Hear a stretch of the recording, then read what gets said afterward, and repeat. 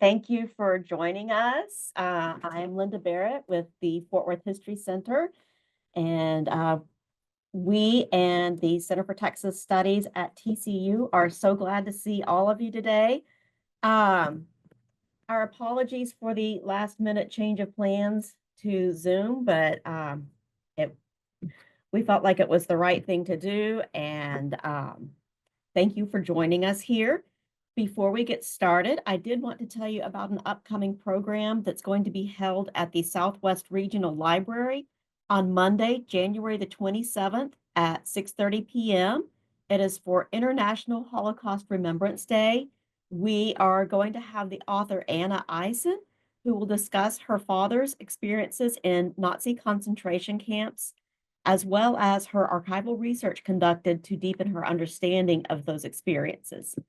And just as a note of housekeeping, during the presentation, feel free to go ahead and type any questions you have into the chat, and Jackson will answer those after he finishes the presentation.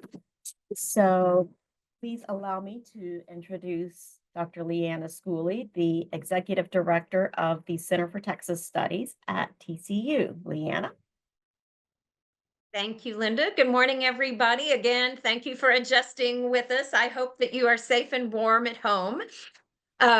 We appreciate you joining us for the Preserving Our Past lecture series. As many of you know, we bring these to you thanks to the generosity of the Summerfield G. Roberts Foundation and the Summerlee Foundation. We do these on the first Saturday of the month in September through May. And our goal is always to demonstrate the importance of preserving your own history, that you can be a historian or a preservation of your own family history, local history, state history, as example you'll hear today. To learn more about what the center does and get tips on Texas history and Texas research, be sure to follow us on Facebook and Instagram at Center for Texas Studies at TCU. I have a program note for you that in February, in honor of African American History Month, we will host Dr. Todd Moy, who is going to speak on his book, Civil Rights in Black and Brown. And then in March, and it's actually March 1st, also, we will be having Dr. Miguel Latham. That is our rescheduled December program that was titled Hometown Hero, Remembering the Life and Service of Major Horace S. Carswell. So I know lots of you were interested in that program, so plan on joining us on March 1st. Now, let me introduce my friend and colleague, Jackson Pearson. Jackson worked with us in the center for roughly 4 years off and on while he was working on his PhD at TCU under Dr. Gene Smith. We are pleased to announce that he graduated in December of this year of 2024. He is currently a postdoctoral research associate in the Center for Greater Southwestern Studies at UTA. Now, his dissertation examined the Neutral Ground Agreement of 1806 that defined the Louisiana and Texas border. He's authored 4 book chapters on his research, including The Mexican Traveler, Philip Nolan, and the Southwestern Horse Trade, which was published in the book A Republic of Scoundrels. So with that, I am going to turn it over to Jackson to tell us about this very interesting man, Philip Nolan. Jackson? Thank you, Leanna, and thank you, Linda. I'm going to share my screen real quick, so hopefully this goes smoother than it did a few minutes ago. So I think everybody can see my title screen. So this project began in maybe 2022 when David Head and Timothy Hemmis were putting together the book A Republic of Scoundrels. And they wanted to highlight like many biographies about controversial, characters in early America. And so I pitched the idea of writing about Philip Nolan. And the reason for me was that I don't necessarily view Nolan as a scoundrel, but his historical reputation, I guess, precedes him as a scoundrel who Spanish authorities tried to remove from Texas, which they did in 1801. But Nolan's historical legacy is very fascinating for kind of the construction of historical memory that goes with his real life. And so today I'm going to begin. I think this talk should be about 50 minutes. So that's what we're going to go for. And I would love to answer your questions afterward. So we will get started. Let's see if this screen will work. There we go. All right. On April 15th, 1954, monument designer and Cleburne resident Eric Adams joined a small crowd along Highway 174 near Blum, Texas, to watch a historical marker he had donated be erected in honor of a mysterious figure from the state's past, the quote, early day explorer, horse wrangler, and accused spy, Philip Nolan. Placed on the site of Nolan's supposed grave, the 2,000-pound monument summarized Nolan's life from his birth in Ireland to his death at the hands of Spanish soldiers in 1801. Quote, Nolan's death aroused a wave of indignation that led to the independence of Texas. Newspaper writers covering the event lamented that the exact reasons for Nolan's presence in Texas, quote, remain a mystery probably buried with Nolan under the big live oak tree. Now, the monument, grave, and media coverage of the unveiling added to the intrigue of Philip Nolan's life, but also sought to specifically tie him to this whitewashed history of Texas that tainted the state's historical memory. To these monument raisers, Nolan represented the beginnings of an Anglo-American Texas. He was a white filibuster who foreshadowed the days ahead. Now, contrary to the marker's declaration and its constructed historical memory, there was a specific reason for Nolan's presence in Texas: horses. He undertook 5 horse trading expeditions to Texas between 1791 and 1801 that coincided with the development of Eli Whitney's cotton gin and the expansion of cotton production in the United States and Spanish Louisiana. Now, the horses driven by Nolan to planters in Louisiana and Mississippi helped transform the physical landscape of the Gulf South as they provided labor and energy for cotton cultivation. Now, Nolan was not the first person to conduct these forays, but his political connections to high-ranking officials, including James Wilkinson, Thomas Jefferson, and others, gained him notoriety that eluded others who undertook similar efforts. And after Nolan's death, the continued surge in horse trading illustrates this point. Now, the privately funded monument represented the culmination of historical myth building surrounding Philip Nolan, which began in 1863 when American novelist Edward E. Hale used Philip Nolan's story as his inspiration for The Man Without a Country, which became a best-selling American short story in the Atlantic Monthly. Now, Hale published this story where he used Philip Nolan's name for his protagonist at a time when the Civil War was teetering on the brink. How would the war proceed? And so Hale used Nolan's story to talk about a man who was exiled from the United States for an association with Aaron Burr. And through his exile, his character, Philip Nolan, developed an intense patriotism and he felt great remorse for not being allowed to return to his native country. Now, Hale later claimed that he had mistakenly used Philip Nolan's name for his main character, but his novel began the process of concealing and morphing the historical memory of the actual Philip Nolan. And to curb his fictional liberties, Hale later published Philip Nolan's Friends, which only expanded the aura of his fictional character by affirming Nolan's supposed patriotism through his efforts to manifest American expansion into Texas. And Hale's image of Nolan has continued to predominate. Despite the lone substantive biography, Philip Nolan and Texas, Expeditions to the Unknown Land, by Maureen T. Wilson and Jack Jackson, which illustrates Nolan's commercial intentions, but left some aspects of his life intentionally vague. So when I authored this chapter about Philip Nolan, my main purpose was to really get at these commercial webs that Nolan created that linked Kentucky, Natchez, Mississippi, Spanish New Orleans, and the Texas Plains together into this kind of regional economy where American credit funded the exportation of horses from Texas to these different markets. Now, Nolan was a critical player in the Southwest's developing regional economy, helping to lay the groundwork for an acceleration of commerce that followed the American acquisition of Louisiana in 1803. He traversed international boundaries, cultivated relationships with high-ranking officials, and ventured where others feared to go. And he constructed this geographic network of credit, animals, and land that connected markets from Kentucky to Mississippi to the Southern Plains.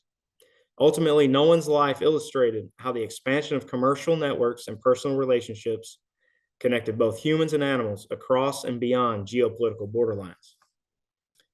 Now, before we get too much into this kind of biographical summary of Nolan's life, I want to touch on horses and indigenous cosmologies for the Comanche and Wichita who inhabited the plains and who Nolan frequently dealt with. Now, Spanish exploration and colonization projects in the Southwest during the 16th, 17th, and 18th centuries reintroduced horses to the Spanish plains. These horses descended from Andalusian lineage, a crossbreed between Berber and European horses that dated to the Carthaginian colonies in the Iberian Peninsula. Later, American observers often referred to these horses as Arabic, even though their lineage was a little bit more complicated than that. And the lush grasslands of present-day Texas provided ideal environmental conditions for the proliferation of wild horses after they escaped from ranches, exploration expeditions, or were released into the wild over the course of several centuries. Historian Dan Flores notes Andalusian horses proved fit competitor for the native grazers of the Southern Plains, bison and pronghorn antelope. And by 1800, more than 1 million horses roamed the Southern Plains, with even more owned by various indigenous tribes and Spanish ranchers, putting the total horse population at an even higher number. Now, the growth and expansion of the horse population led several Plains indigenous societies to adopt the horse as central to their cosmologies and lifeways. In relation to our discussion of Philip Nolan, the Comanche and Wichita tribes represented the most pertinent examples to do so. Both tribes played a central role in facilitating the larger horse trade during the 18th and 19th centuries. And in particular, the Comanche transformed into a highly mobile society which relied on equine mobility and seasonal migration in pursuit of buffalo.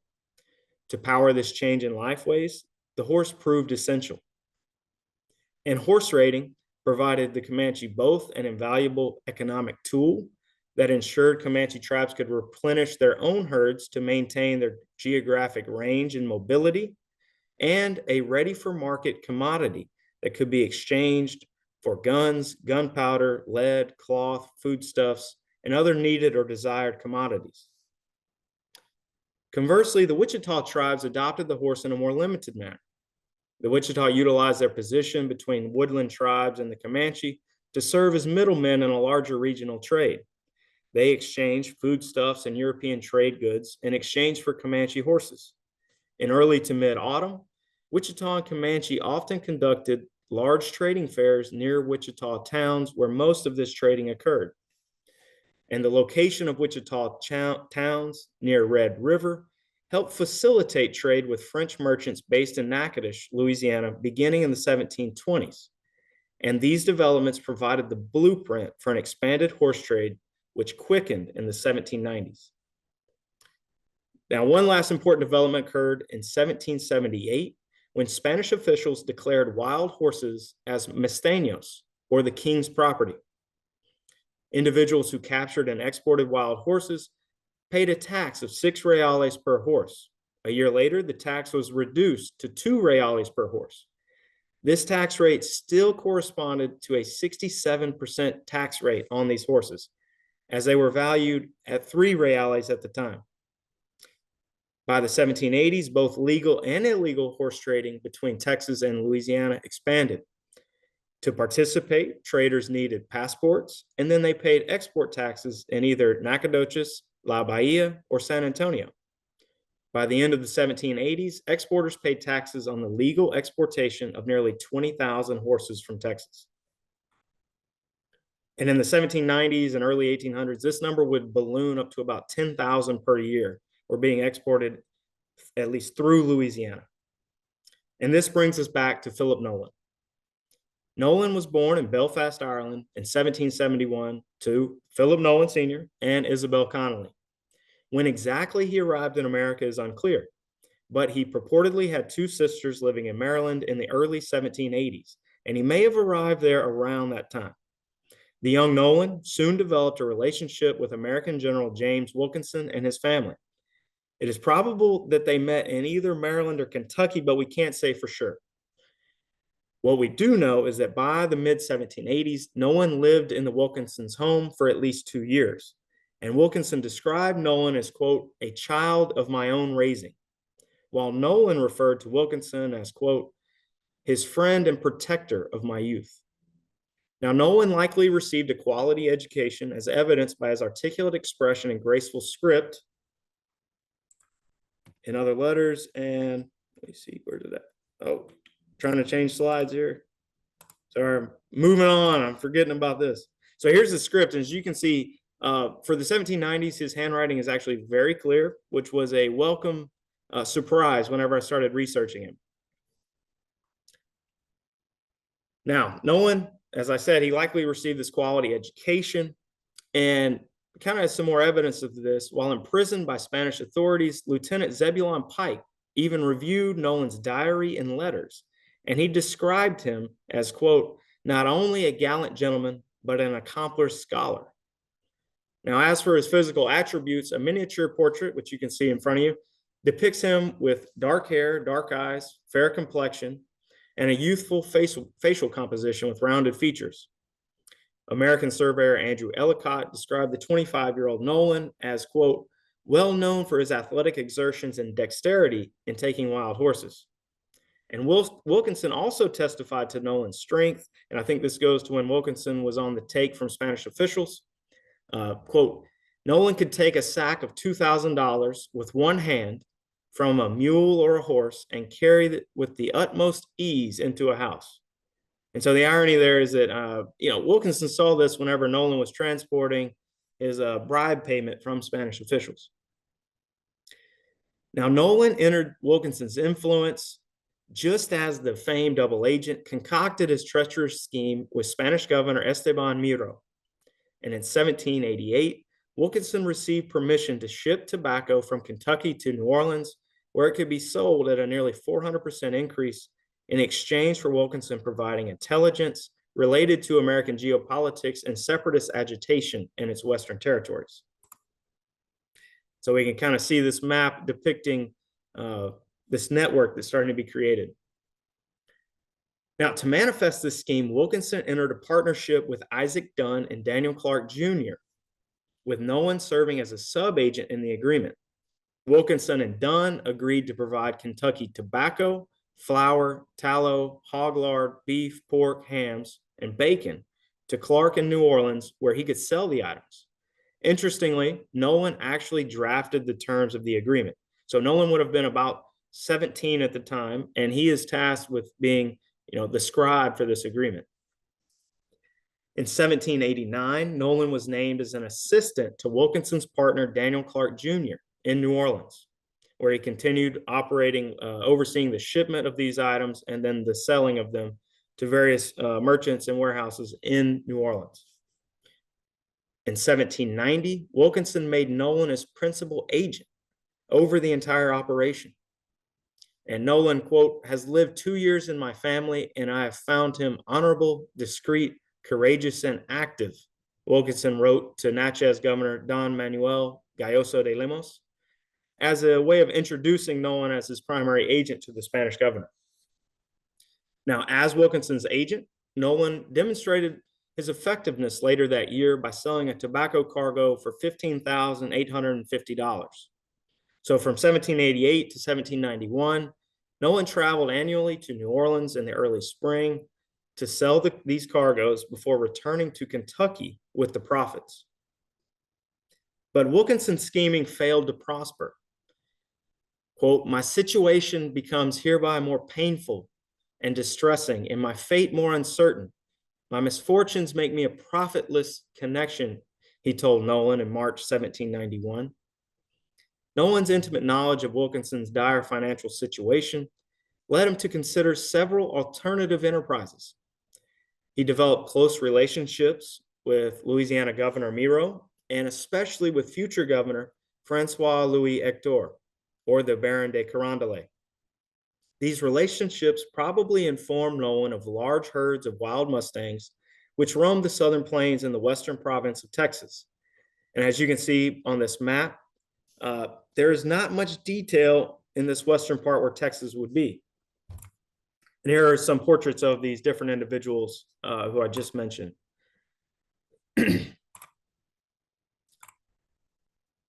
So, as Nolan learned about these large horse herds, he conceived a plan to depart New Orleans for San Antonio, where he could acquire some of these horses before returning to Louisiana, Natchez, or Kentucky to sell them.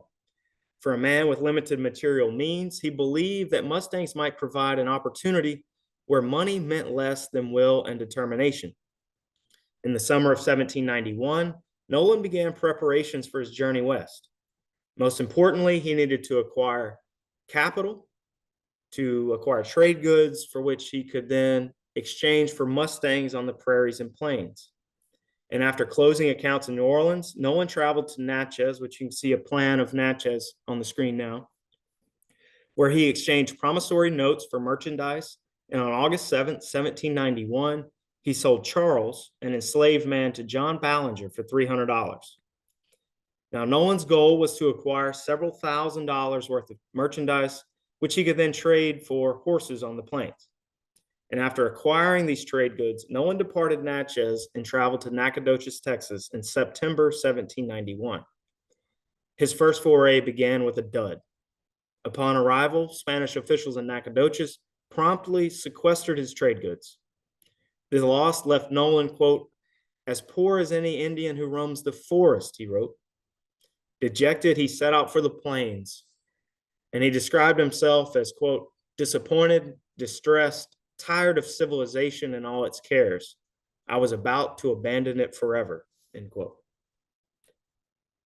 Now, after Nolan departed, a 2-year sojourn on the southern plains followed, during which time he spent this extended period with both Comanche and Wichita tribes. He learned the basics of local spoken languages, as well as a common trade sign language that allowed him to communicate with different tribes. He also befriended Joseph Lucas Talapoon, a trader of mixed ancestry, who possessed fluency in these spoken languages and the sign language. And Lucas traveled with Nolan on several future expeditions. Joseph Lucas is a very fascinating person with a very limited archival record. He is, I've tracked him as participating in horse trading expeditions, beginning with the 1791 Nolan effort, all the way until 1810 when he actually works on Anthony Glass's expedition.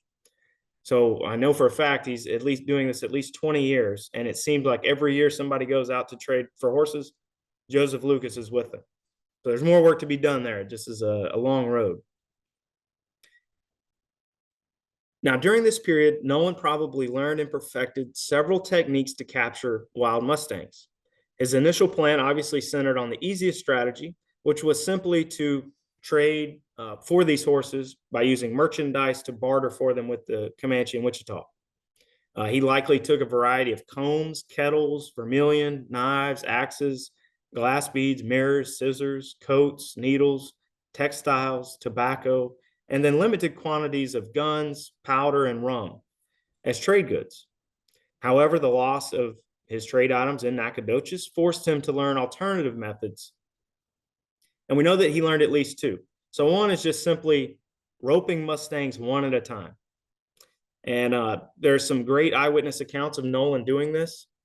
And so in this, his technique is just described as riding alongside a wild Mustang, lassoing it around the neck before tying the rope around his own saddle, and then running along the horse before he stopped his own abruptly. This would cause a violent jerk, which lifted the roped horse up in the air onto its back, at which point he would have dismounted, quickly mounted this dazed horse, and then ridden it until it was tired. At this point, this horse would be considered partially broken and fit for market. Now, I don't know about y'all, but that seems like there would be a high potential for injury by doing this repeatedly on the plains. And British astronomer Francis Bailey commented on Nolan's prowess in roping horses and complimented his dexterity in lassoing a fleeing horse using this exact technique. Now, a second method employed by Comanche tribes and later Mexican cowboys required 3 teams of riders and the construction of a large circular pen with a funneled entry point. And the pens were usually built from available materials and took advantage of the local physical environment. Riders would construct a pen in the vicinity of several large horse herds. One group of riders would then kind of approach this herd of horses and try to start guiding them toward the pen's entry. As the herd approached, a second team of riders would ride alongside the herd on the opposite side to begin to funnel them into this entry point. And as this herd enters the pen, a third team of riders would then close off the entryway. This method resulted in an extremely high mortality rate, upwards of 75% of the animals, as it would create this kind of circular stampede of death inside the pen, as these animals are, obviously they are freaking out, trying to figure out how to get out of there. Now, how often Nolan utilized this method is unclear, but it seems likely that he planned on using it on his final expedition, in which he employed 28 men with him. So this would have been an extremely large expedition that might have had enough men to accomplish this technique. So essentially, his first expedition to the Southern Plains proved to be an advanced education in mustanging in Texas. Now, Nolan returned to New Orleans in 1794 with 50 horses, shocking officials who greeted him as, quote, a person risen from the dead. He returned from the plains for 2 reasons, he told James Wilkinson. Quote, I could not altogether Indianify my heart, and the simple reality, quote, I was a debtor. Now, indeed, Nolan's financial situation remained tenuous for the remainder of his life. The initial number of 50 horses did not generate a large windfall. Based on later sales data, he probably sold the horses for an average of $50 per horse for an estimated total of $2,500. Now, given his 2-year absence, this amount did not satisfy Nolan's creditors. This expedition, therefore, kind of underlined a theme that defined the remainder of his life. Each horse trading expedition promised to repay some of his creditors, but he found himself mired in a cycle. He would complete a venture to pay an old debt, but then he would take on new debt to fund the next venture. And indeed, Nolan soon returned to Texas with a second passport approved by now Governor Baron de Carondelet on September 9th, 1794. And the second venture strengthened his burgeoning commercial network in both San Antonio and Nacogdoches, where he developed relationships with Antonio Leal, a landowner near Nacogdoches, Gertrudis de los Santos, Antonio's wife and actually Nolan's future mistress, and Jesse Cook, an Anglo-American who helped him maintain horse herds near Nacogdoches. Now, Gertrudis was nearly 20 years older than Nolan, but they commenced a romantic affair that continued to the end of his life. And as a result of these developments, Nolan's second expedition from 1794 until January 1796 proved much more successful. He drove 250 horses back to New Orleans in January 1796, where he sold an unspecified number of them. And he departed New Orleans by early February, bound for Natchez. Now, after his arrival, this is a map of some of these expeditions of where the places where he went to. And so his first 2 are mostly centered on the Comanche and Wichita areas on the Southern Plains. But then in 1795-96, he actually goes to the coastal prairies of what would today be kind of like the Trans-Nueces strip down here, where there were very large horse herds as well. Now, after Nolan arrived in Natchez in 1796, he actually authored romantic overtures that revealed both his romantic interests and his socioeconomic aspirations. Frances Fanny Lintot had captured his fancy, and her father, Bernard Lintot, was one of the preeminent planters in the region. And her older sister, Catherine, had married Stephen Minor, another preeminent planter and the future Natchez governor during the last years of Spanish authority. Now, Lintot and Minor were both tied to Spanish Louisiana Governor Manuel Gayoso de Lemos. and Lento often served as a courier between Minor and Gayoso. So Nolan writes Lento asking permission to court his daughter. Quote, "I love your daughter Fanny, and I can no longer innocently join your social circle without your express permission," he wrote Lento. Unfortunately for Nolan, this request was denied. And in turn, Nolan seems to have sarcastically wondered, quote, how many ponies Lento wanted for his daughter. So as you can see, Nolan is his letter is very elegant. And let me go back to, this is actually the letter right here that he wrote to Lento in February of 1796. And after he is denied this request, Nolan travels to Frankfort, Kentucky, where he is going to rekindle his association with James Wilkinson. This trip, while he was driving horses, also provided a convenient cover for another more clandestine purpose.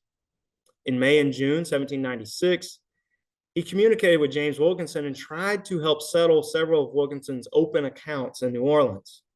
And as part of this, Nolan and Thomas Power, a Spanish agent and former associate of Wilkinson's, agreed to transport $9,000 to Wilkinson in Kentucky. The agreement was that Power would take the money in coffee and sugar barrels up the Mississippi River, and he would make it all the way to the Falls of Ohio, which is present-day Louisville, where Nolan would meet Power and then take the money from there to Wilkinson's home. Now, this is probably where Wilkinson saw Nolan show off his strength by carrying a sack of $2,000 of his own bribe money with one arm. Now, while this payment was successfully delivered, Nolan's horses did not fare as well. It's unclear how many he started off with when he headed to Frankfort, but we know that when he arrived, he only had 42 horses, and many of them were in pretty rough physical condition.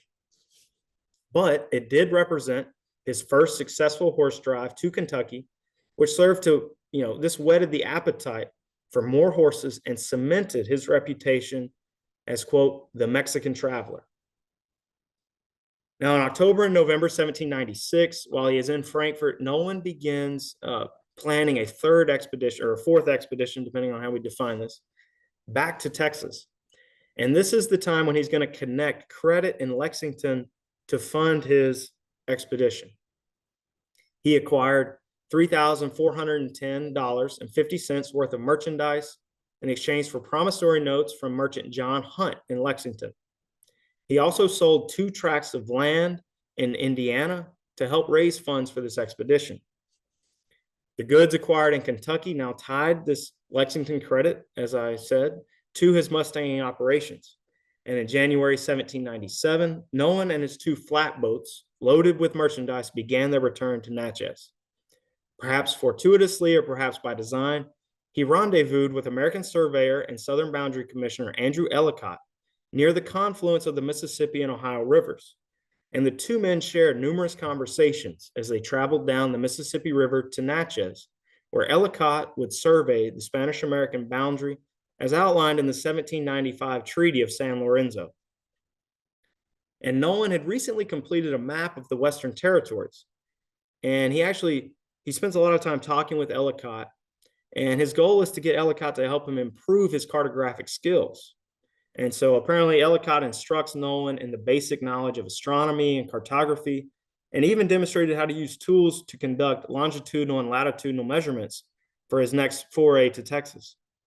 And these interactions left a very favorable impression on Ellicott, who believed Nolan was, quote, strongly attached to the interests and well-being of our country, meaning the United States. Now, his association with Ellicott drew the ire of Governor Manuel Gayoso. Gayoso and other officials had long held suspicions of Anglo-Americans whom they deemed untrustworthy. Gayoso and Baron de Carondelet had previously warned Spanish officials of, quote, the wandering spirit and the ease with which Americans procure their sustenance and shelter, quickly form new settlements. Rugged Americans needed little support. A carbine, a little maize, and a sack are enough for an American to wander about in the forest alone for a whole month, end quote. Now, these statements by Gayoso and Carondelet reflected concerns that enterprising individuals like Nolan posed a grave threat to the Spanish provinces. And to demonstrate his continued loyalty, Nolan declared, quote, "I am a Spaniard, and that the part I have already ailed was with a view to promote the interests of both countries." Now, Nolan promised his sentiments of attachment and esteem be with the Spanish, and encouraged by his own actions and seemingly intent on utilizing his promises of loyalty in pursuit of another passport, Nolan then proposed a plan to trade by sea with the province of Texas to Gayoso. And he insinuated to Gayoso that it might have the potential for a lucrative and silent partnership. Basically, he wants Gayoso's permission to do it, and then he would give Gayoso a kickback when he returns with the profits. Now, Gayoso maintained a leery view of Nolan, and he rejected this proposed partnership, but he nevertheless gifted him a sextant to help him make a more accurate map during his next venture. So as you can see, all these relationships are a tad complicated for Nolan. Now, in the summer of 1797, and I put up these maps into the PowerPoint to help show why Nolan's effort to map Texas is such an issue. So on the right side of your screen, you can see Pedro Vial's map from San Antonio, or from Santa Fe to Natchitoches. And he obviously charts his course, but that's about it, right? Most of the sides of the map are blank. And then you can see Barthélemy Lafond's map of the Louisiana Territory places the cartouche in the bottom left corner to basically hide that he has no details on that area. So if Nolan was completing a detailed map of Texas and the coastal plains, this would have unnerved Spanish authorities, as they did not have a map in their own possession that might have detailed these areas, provided more information on them.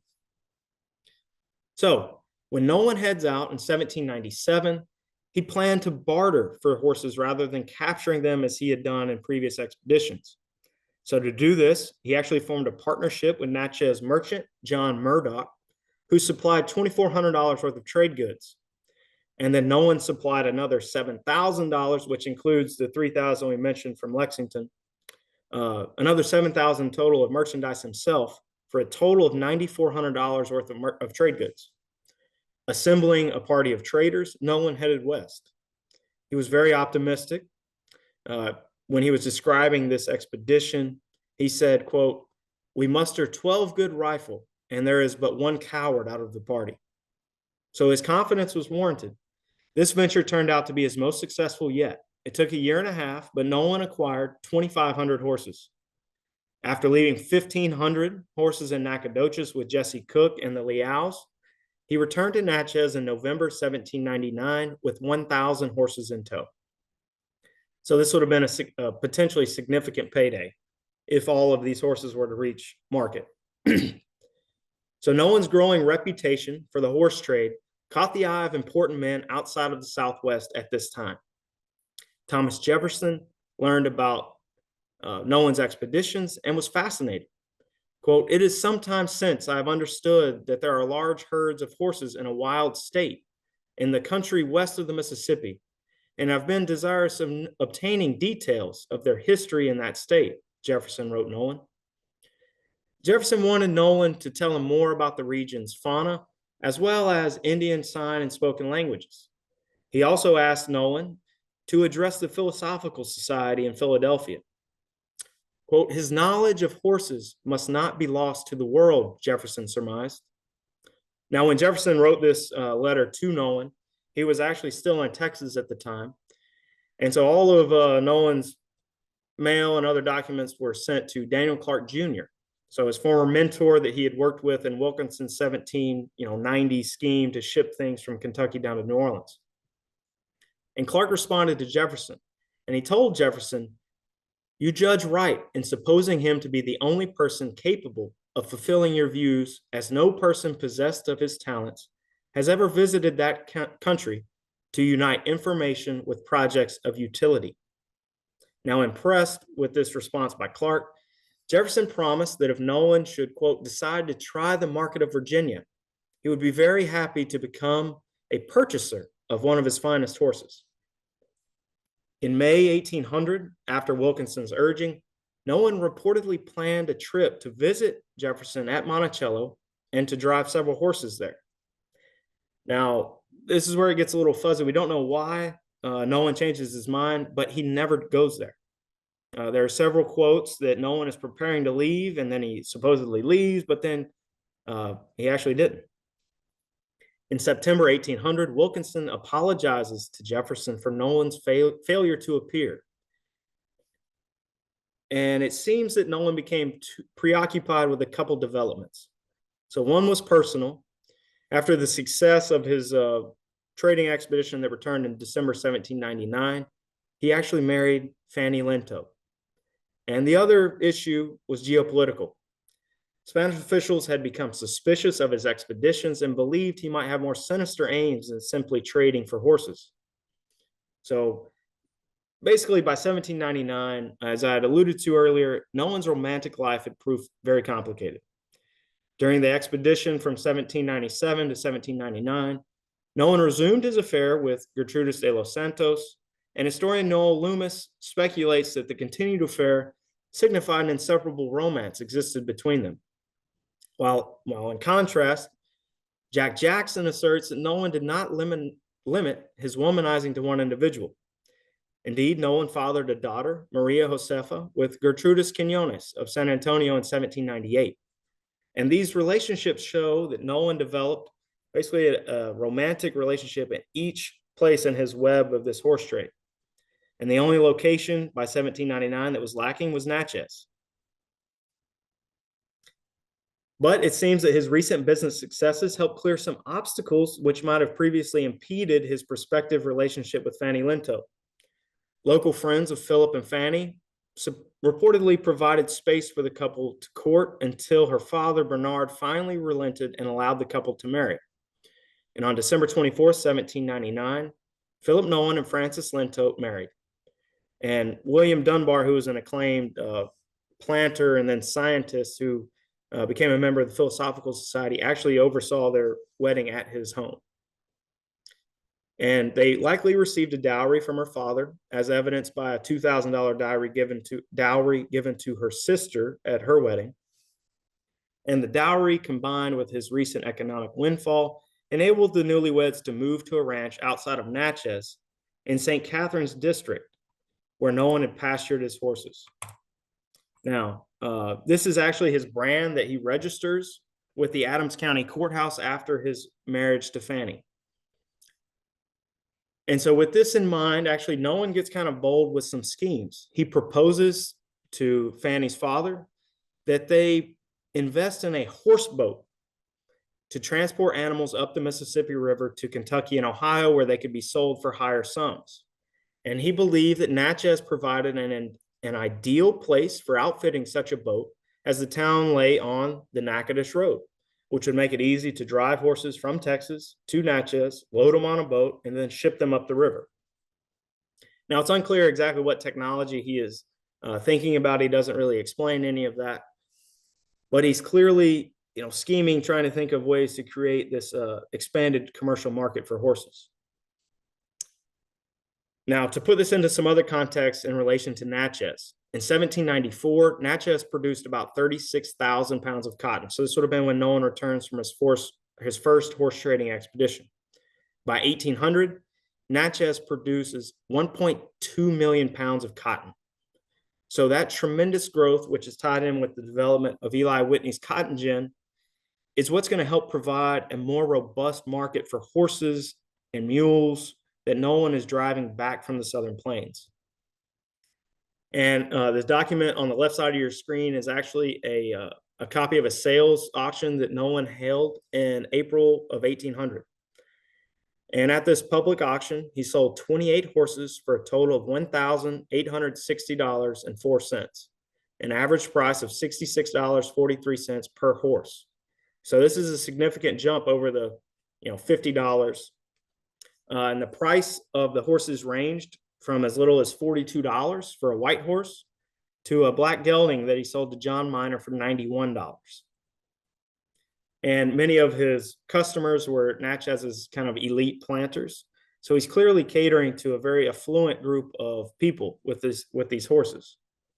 And also two of the purchasers were his future partners, John Henderson and David Farrow, who would actually kind of work with him on his final expedition when he is killed. Now, Nolan also possessed about 1,500 other horses in Texas. So had those reached the market in Natchez, he would have had a significant, profitable return on them. However, as Nolan planned to undertake an expedition in 1800, changes to Spanish leadership removed his political connections. So gone were the sympathetic figures of Gayoso and Carondelet, and in their place were an increasingly skeptical Commandant General Pedro de Nava, the interim Louisiana governor, Sebastian Calvo de la Puerta y Oferro, or the Marquez de Casacalvo, and Concordia Commandant Jose Vidal, who all sought to limit foreign intrusions into Spanish territory. And at the same time, in 1800, this is when Spanish officials actually revoked the right of American navigation on the Mississippi and deposit in New Orleans. So they are clearly suspicious of American interlopers entering Spanish territory. And Nolan's kind of fluid loyalties here kind of put a target on him.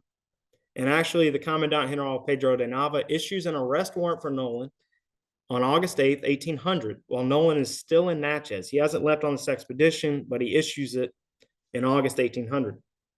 Now, Nolan understands these geopolitical changes that are occurring, and he urged his associate, Jesse Cook, to drive as many horses as he could from Nacogdoches back to Natchez. But unfortunately for Nolan, Cook never completes the task. He is actually arrested by Spanish officials at the Rapides post in Spanish Louisiana in September 1800, and hundreds of Nolan's horses are confiscated. But despite these setbacks, which Nolan doesn't learn about Cook's arrest for several months, he continues preparations for a new expedition. And he finances the purchase of some $9,100 in merchandise, borrowing from local merchants in Natchez, and especially Abijah Hunt, who was John Hunt's brother. So this is where he kind of really ingrains himself into the Hunt family operations, which connect Philadelphia, Cincinnati, Lexington, and Natchez all into one economic web. Now, for this last expedition, Nolan contracts 28 men to accompany him, including 18 Americans, 7 Spaniards, and 2 enslaved black men. David Farrow and Mordecai Richards agreed to serve as the second and third in command, and they would all travel overland to Nacogdoches, while a second group under John Henderson would transport the majority of the trade goods by boat via the Red River up to Natchitoches, where they would all rendezvous and then go into Texas to trade. Now, as the expedition prepares to set off, rumors swirl that Nolan's party planned to invade Texas and not gather Mustangs. It seems the increased number of Mustangers really unsettled Spanish officials across the Gulf South, from Texas and Louisiana, and Concordia right across the river from Natchez is where a lot of these rumors, kind of emanate from.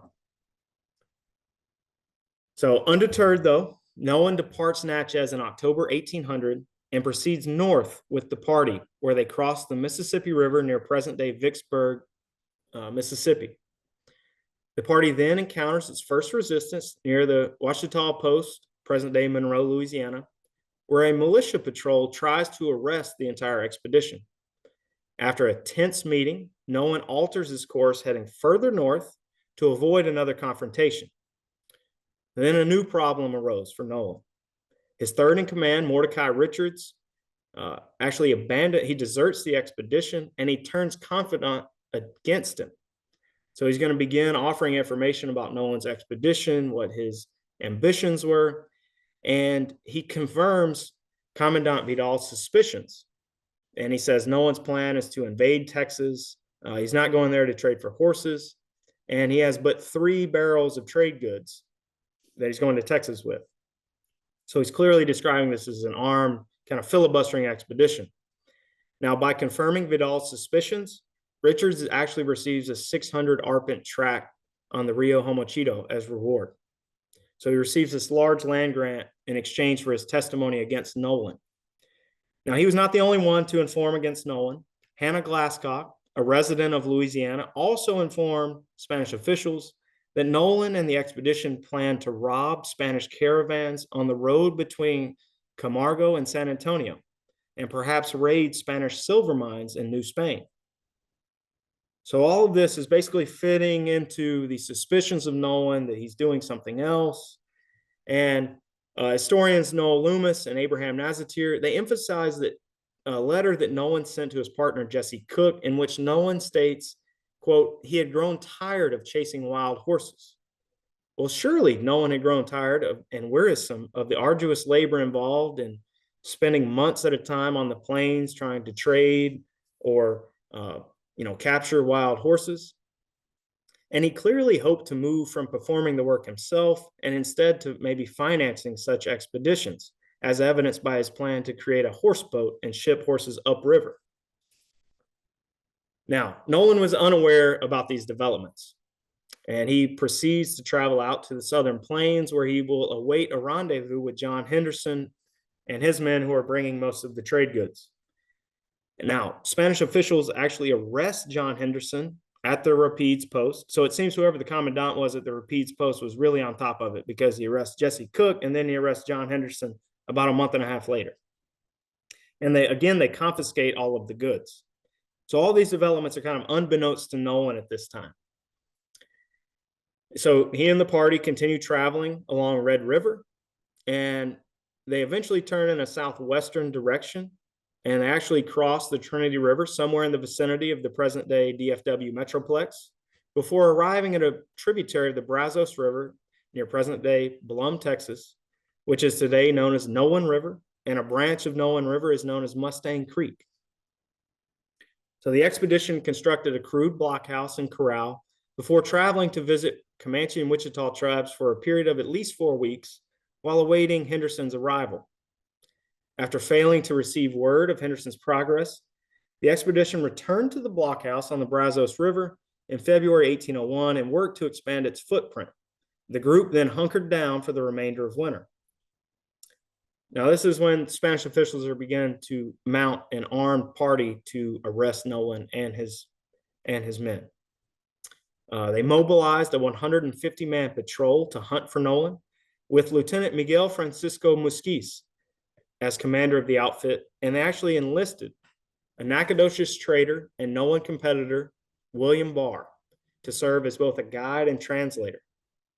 Now, the group traveled for 2 weeks before encountering 2 Wichita hunters who agreed to reveal Nolan's location.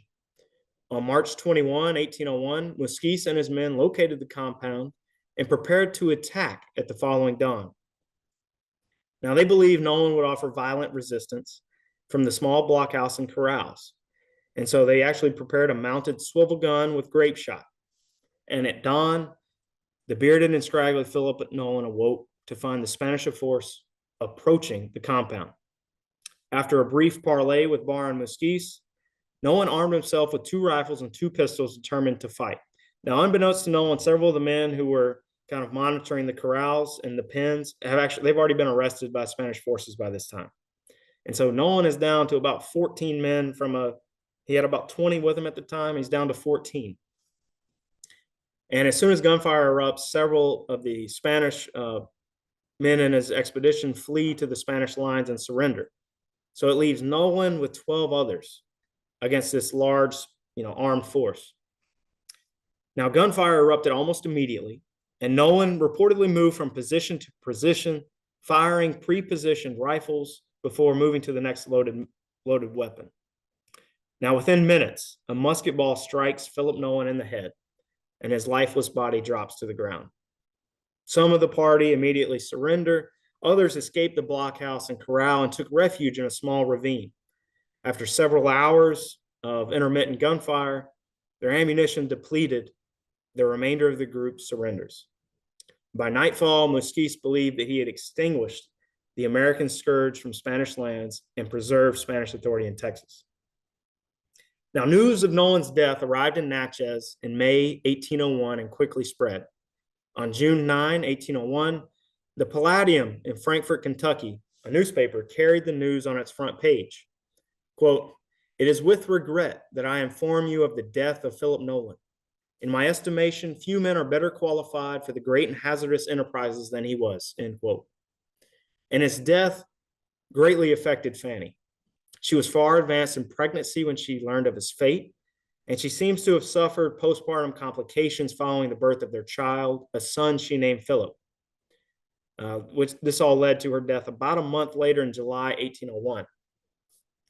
The obituary read, quote, corrosion of grief for the unexpected fate of her late husband and advancing pregnancy was the cause of her death, and her death made an orphan of, quote, a darling child. Now, Nolan's death left both of his children orphaned, but it is unclear what happened to his daughter, Maria Josefa. Now, after his death, the executorship, and this is the really important part to me, whenever they're trying to settle Nolan's estate, you get to really see these different commercial connections that he had developed. And this is the part that had not been analyzed with historians before in any depth at all. The pages were actually ripped out of the notary books in Natchez, and they're in a collection in Austin at the Briscoe Center. So after Nolan's death, the executorship of his estate fell to one of his chief creditors, Abijah Hunt. Now, Abijah Hunt established a trading firm in Natchez in 1798. His brother John Hunt had previously financed part of Nolan's expeditions in 1796. And the probate accounts reveal his extensive dealings with the Hunt firm. In total, he owed the Hunt family and other creditors a total of $14,093.01 for agreements made between 1796 and 1800.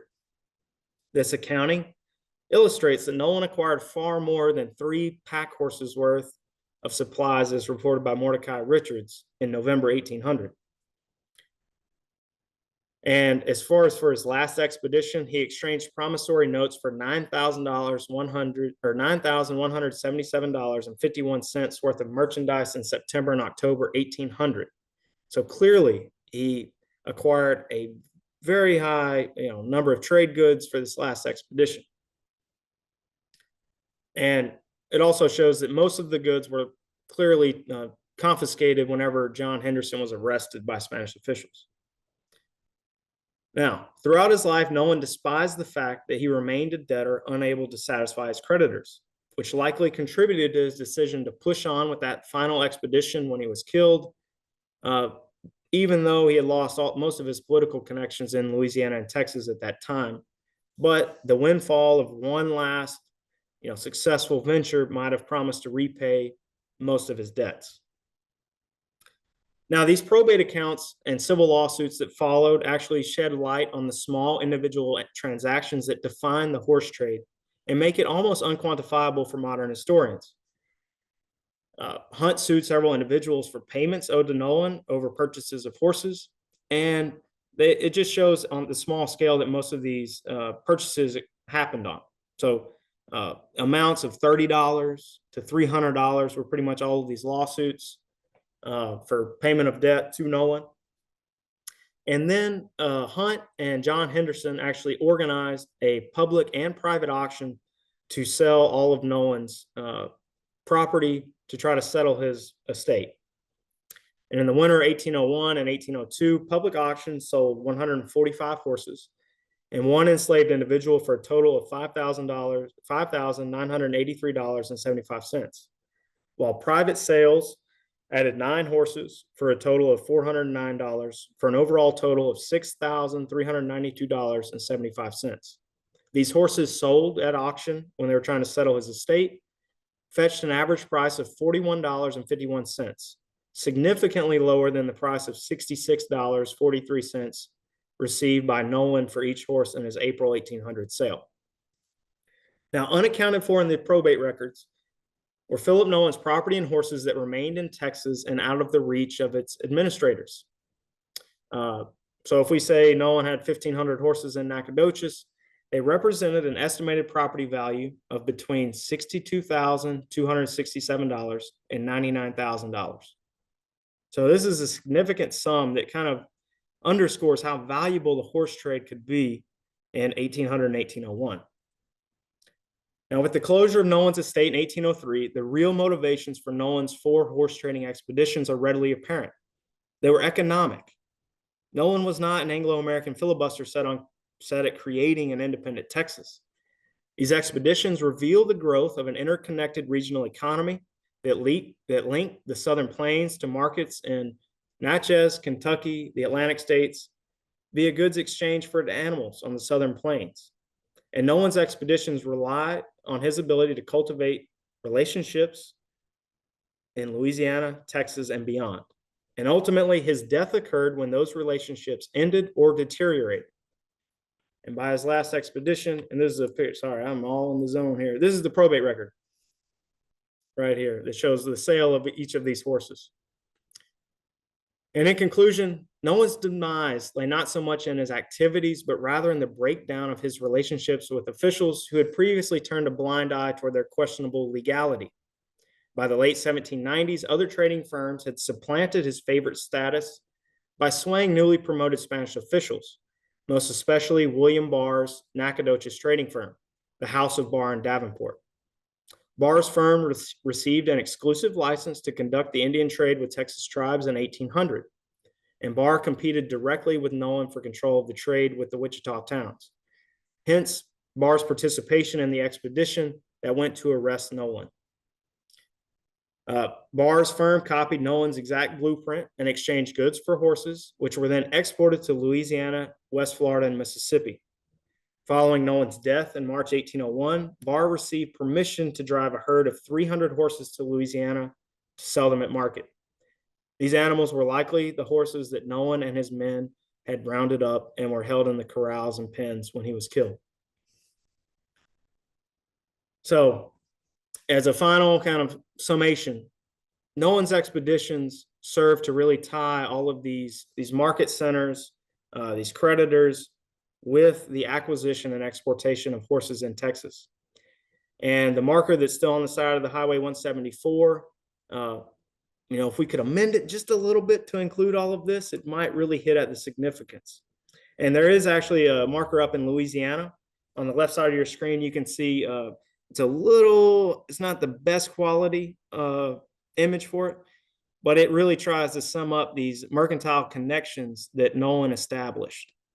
And that is actually they call it Nolan's Trace. On this marker, it would have been the southern road that would have run from Opelousas to Orcoquiciac or La Bahia, San Antonio. So it would have been kind of like that southern road. And so today's presentation, I wrote in The Mexican Traveler, Philip Nolan and Southwestern Horse Trade in the Republic of Scoundrels. And I would love to take questions now. I will cut it off there. So thank you so much for being here and listening to this presentation. Okay, Jackson, we've got some great questions in the chat. I'll go ahead and just get you started with those. First of all, we had somebody that wanted you to go back and show the first few slides that were missed. Okay.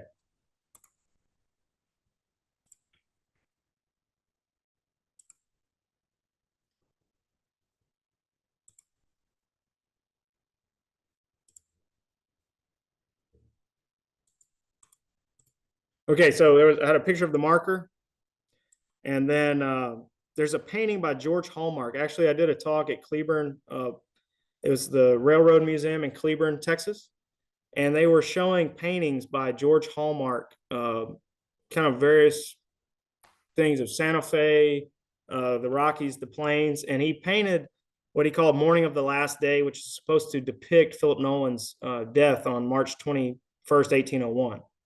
Now, Nolan's, let me go back to it right here. Now, Hallmark, the painting was great with its detail and everything.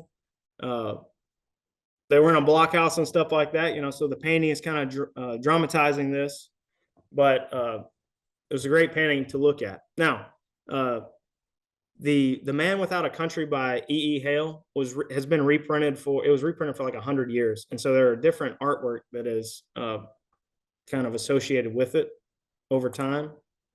And I'm trying to think of other ones that I might have skipped through. I had some portraits.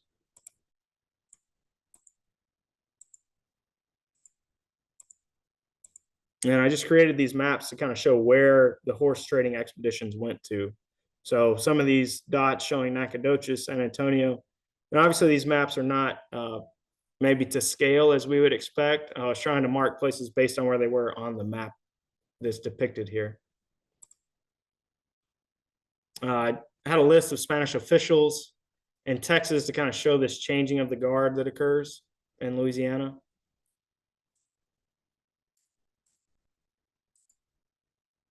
And yes, so I will keep it on this screen if that's okay, and do the questions. Okay, the next question is, will this chapter that you mentioned, that a key part of the work centered around tracking networks and connections. When working with extensive archival documents as you have, what was your methodology behind using them to trace those connections and networks? So for the research for this chapter, I actually traveled to archives in Kentucky, Natchez, New Orleans, Austin, and looked at the Nacogdoches archives. And the chapter could only, we had a word limit. It could only be like 20 pages. And so you have to make choices about what to include or exclude. And so I really tried to highlight this developing market by looking at the individual transactions that Nolan conducted. So looking at these promissory notes he exchanged with people, historians had they knew about some of them, but they had not gone in depth with these promissory notes before. And so I was really trying to highlight this commercial connection that linked all of these people together.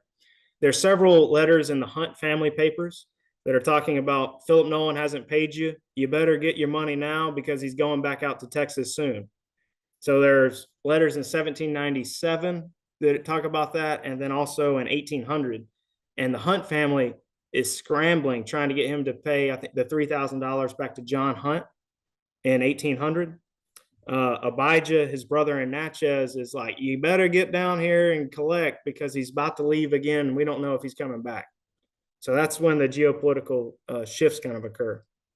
So really just trying to highlight all those, whatever sales data I could find is what I tried to include with my chapter to show these commercial connections. So I was trying to look at the questions as well so I could see it for a written reference. Okay. Do you have any names for any Kentuckians involved with Nolan? And then changes the question to, are there any other names of Kentuckians involved? Yeah, there are. That's the part that I had trouble tracking down, is looking at his network in Kentucky. I know that Nolan served on a jury in Louisville in 1789. So he's clearly still connected in these local communities. But I went through 5 different county archives there trying to figure out exactly where it was. Nolan had no documents in Frankfort, where Wilkinson was speculating in land. Wilkinson's buying and selling property all over the place. So I thought, well, surely Nolan was there because he's so connected with him. But what I think I've deduced is that any documentation for Nolan will probably be in Lexington. And that was something I just didn't have time to finish up because I had no idea that he was in Lexington until I got done with all this and found his connection to John Hunt. And also the John Hunt papers are in the Kentucky Historical Society in Frankfort. And I did not have an appointment and couldn't get in that day when I was there.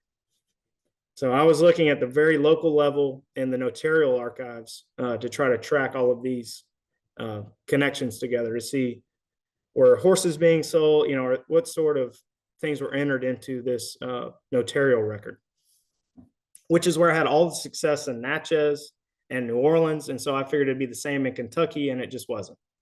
So as far as the names of other Kentuckians, just some of the people that I mentioned, the Hunts, really, that's who I saw the biggest connection to. Okay, the next question, how did he tame so many horses and how were they driven back? This is one of the great things that I also struggle to comprehend, because dealing with livestock on a much more limited basis, right? I've never dealt with 1,000 horses. I've dealt with a couple at a time, but 1,000, that is a great question. Apparently when they would get them into these pens and this kind of stampede happens, there's a Spanish word for it, and it is leaving my mind right now. It's like it translates to like stinky air is what it translates to. because it's like the smell of death. And so it's like the word that they had for it at the time was just like this death air. And um, when the stampede would get done, the observers would talk about how the horses were very docile afterward. I guess because of just being completely, like their energy is completely depleted by, I mean, just stampeding for hours on end. And, afterward, I wish the documents told me a better story. Anthony Glass has some of it. They keep a lot of them tied together where they would run ropes to connect a number of them all together. So that way it would try to prevent any of them from breaking away. But the finer details of that, I'm still trying to figure out. Okay. Where is a list of the 27 with him and the 8 who were prisoners? Yeah, so after Nolan dies, and this is what there's just not enough time for in this, it gets super complicated. The survivors are imprisoned and taken to Nacogdoches. 4 of them escape and actually return to Natchez. And then the others are they're kind of tried in Nacogdoches, or they're held there for a while. Then they go to San Antonio. Then they're taken to Saltillo and Chihuahua. So they're kind of taken as far away from the frontier as possible, and they remain in prison. Peter Ellis Bean is the most famous one. There's Jack Jackson wrote a book about him, and then he has his memoir in Yoakum's History of Texas, 1854, that was published. And so Peter Ellis Bean is kind of one of the main primary accounts. Then you have the documents with the trial, and there are thousands of pages talking about the trials and where these prisoners are taken. And that was just a whole story that I was trying to avoid getting into here. I believe that Jack Jackson, he did a great job covering all of that. So I left it out of my stuff and left that to him to focus on this regional economy. Now the list of 27, I do have that list. I failed to put it in this PowerPoint. There's a recorded copy of everybody that's with him. So I just failed to put it in this PowerPoint. I do have that. Okay. Why this route in 1801? Were the wild horses more west of Hillsboro than west of Dallas area? Or others like Glass moved up between the Sulphur and Red to the Wichita Village? So when they traveled out to acquire horses, I'm guessing this is all based on seasonal movement of the animals. And, they would come out here and have a rough area where they would try to locate the animals. And wherever they found 3 or 4 kind of significant herds, that's where they would usually set up camp. So this time it just so happened to be in this, near Blum. So just southwest of the Metroplex. Other times, obviously on his, let me see if I can switch this. So other times you can see that, it would be in different locations. So along the coast, a couple, and then up into the Southern Plains further other times. So this time, this is obviously just where they located them. Now, Anthony Glass, his entire expedition, he actually kind of embeds himself with a Wichita tribe for about, if I might be mistaken here, but I believe it's about 8 months. And so he travels with this Wichita tribe around. Other people that went with Glass in 1808, 1809, they actually broke off and went to gather Mustangs, and then they traveled back. So they beat Glass to Natchitoches by like 3 months. Whereas Glass was just trying to trade, they actually go out, round up Mustangs, and then head on back.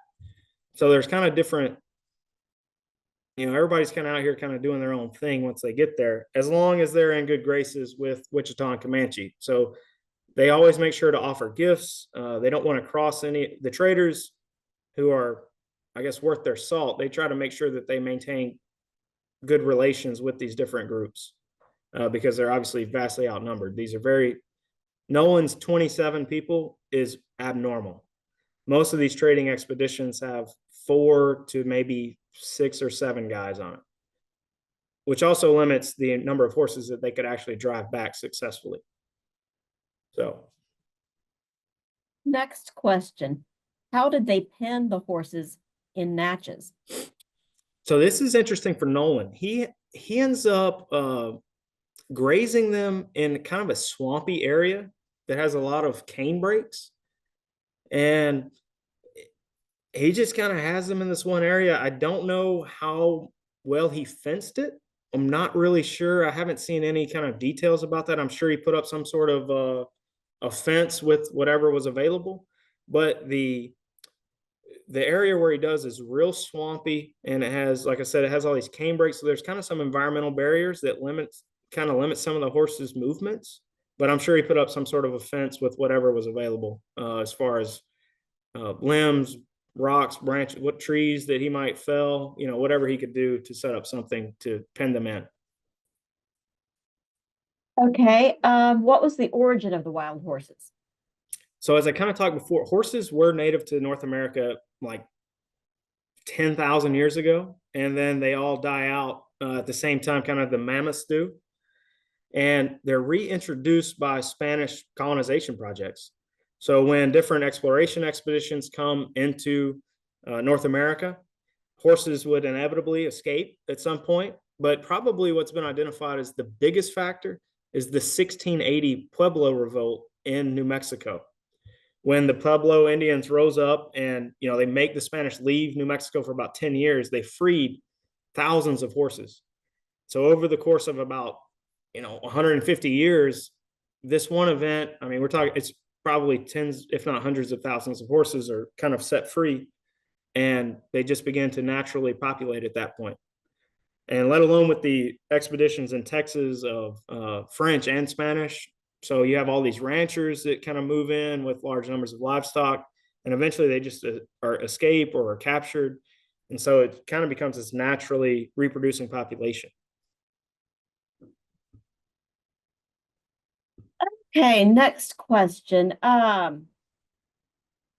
Do you think that Nolan had any history or other transactions with Peter Ellis Bean, a member of his last expedition? Yeah, so Bean actually ends up in Natchez in 1800, like 3 months before Nolan leaves. And Bean is a young guy. I believe he's like 16 or 17 at the time. So he's just a young guy, obviously looking for some sort of adventure or something. And he becomes kind of like the perfect candidate to join the expedition, even though he was abandoning, I believe he was with his aunt, maybe, or cousin. There's some sort of family connection. Bean was visiting in Natchez, but he has a couple interactions with Nolan. I think that he is probably just really taken aback by Nolan. It kind of becomes this celebrity kind of persona by this time, at least locally in Natchez. I mean, if you got Thomas Jefferson writing you, right, you've clearly made it pretty well. You've become a big time kind of, at least, personality. He's not exactly extremely rich, but he's well known and well regarded. He impresses basically everybody he comes into contact with, which is pretty clear from descriptions of him. Even when Wilkinson is tried for treason in his second court martial in 1810, Andrew Ellicott and Daniel Clark Jr., it's all of their documentations or documents that they're using against Wilkinson, but they all make sure to vouch for Philip Nolan's character. So he clearly, Bean, when he got to Natchez, probably met Nolan, was just kind of taken with him, and he joins up for this expedition. So that's the only time that we know that he interacted. Now we know that Bean is arrested. He spends a decade in Spanish captivity, and then is freed and comes to Texas, and he lives quite the life. It's pretty remarkable. He fights for Spanish or Mexican independence. So he himself becomes quite a person similar to Nolan, I think. Okay, so Skipper says, my family came up the Red River to Pecan Point in 1816 from Carthage, Tennessee. They mentioned no horses seen. Pecan Point is really interesting because it turns into a farming community, but also an illicit trading area. They may not, if they don't mention them, maybe that just didn't stand out to them. I'm really not sure. We know that they're in the area, but also on Red River, these horse herds were generally more on the plains, a little to the west of Pecan Point. I'm sure they were there though in large numbers. You have different Native American groups that are moving in the area. Maybe it just didn't stick out to them. I'm not exactly sure. But Pecan Point is a very fascinating settlement because by 1811, Spain and the United States both want it destroyed because they believe it's harboring fugitives and it sponsors an illegal trade in alcohol, and enslaved people are apparently able to flee there and live lives of freedom. So it kind of has this interesting reputation. Okay, the next question. Where is the Wichita to which you refer? Yes, great question. So this would be the Taiovaya, who I believe I hope I'm saying it correctly. They have several permanent towns on Red River, but they would move seasonally as evidenced by Anthony Glass's journal. And they would kind of come down almost not quite to where Nolan is killed at, but they would come down to the Brazos River, maybe to the headwaters of the Trinity. So there's a seasonal movement. And sometimes they would go, out to kind of more to the west to Comancheria. So there is a seasonal movement that the Wichita do. Okay, I see the next one. I'm sorry. I'll go back to the very beginning.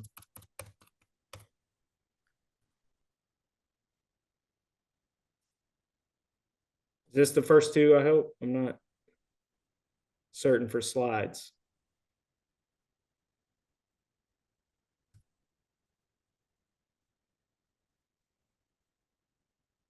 Yeah.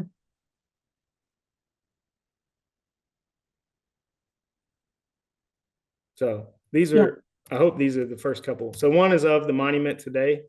The original monument was destroyed in the 1970s. Not really sure by who, but it was kind of knocked over and bashed in. And then a replacement was put up a number of years after.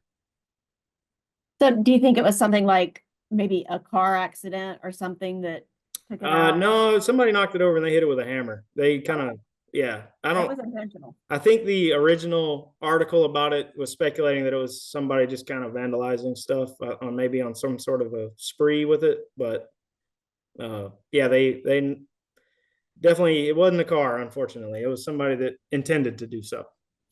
And it reportedly, there were rumors of treasure hunters at one point thought that Nolan's treasure, he had all this gold buried out here somewhere. And so that might have been part of it with the original, was that they were just digging around everywhere trying to find his grave, as there might be silver involved.